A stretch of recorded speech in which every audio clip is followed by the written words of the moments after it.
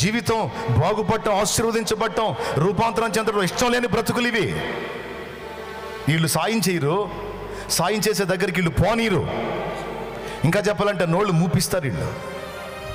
కడుపు మండిపోయింది వాడికి. రే రే, నా గుడ్డి బతుకు మీకు అర్థం కావాలంటే మీ కళ్ళు పోతే మీకు అర్థమవుతురా. నా కంచంలో ఏముందో నాకు తెలియదురా.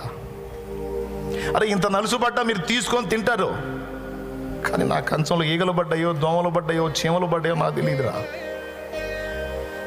మిడతలు పడ్డాయో, ఏం పడ్డాయో తెలియదురా. నేను అలా కలుపుకొని తింటా ఉంటే అది నా పంటి కింద పడి నాకు అర్థమైనప్పుడు, నా నోరు వాసన వచ్చినప్పుడు అయ్యో ఏదో పడినట్టుందని అన్నాన్ని పక్కన పెట్టుకుని ఏడ్చుకుంటా చేతులు కడుక్కుని ఉంటా నేను.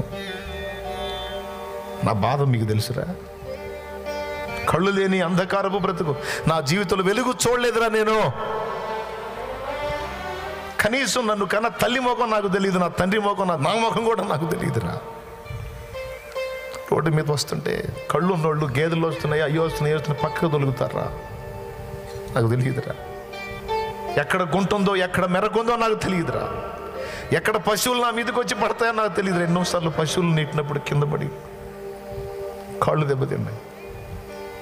గుంట మెట్ట అర్థం కాక పడి ఎన్నోసార్లు నా మోకాళ్ళు కొట్టుకుపోయింది.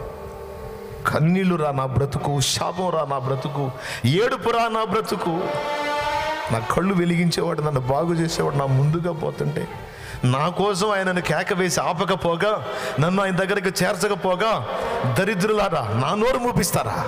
మిమ్మల్ని నేను ఎందుకు లెక్క చేయాలరా? నేను మిమ్మల్ని నమ్మను, నేను ఆయననే విశ్వసిస్తాను,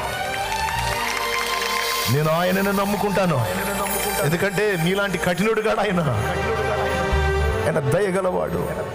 ఎంతో మందిని బతికించినోడు, బాగు చేసినోడు, స్వస్థపరిచినోడు.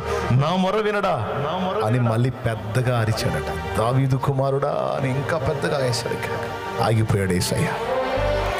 విశ్వాసాన్ని సిగ్గుపరచని దేవుడు నా దేవుడు, నమ్మికను వమ్ము చేయని దేవుడు నా దేవుడు. ఆయన పేరు నజరేయుడగు యేసు. ఆగిపోయాడు. చక్క చక్క నడిచేవాడు టక్కున ఆగిపోయాడు. ఆయన వెనక పెద్ద గుంపు, జనసమూహం, గోల.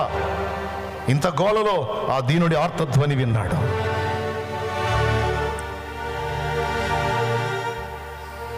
ఆగి అటు చూపించి వారిని నా యొద్దకు తీసుకుని రండి అన్నాడు.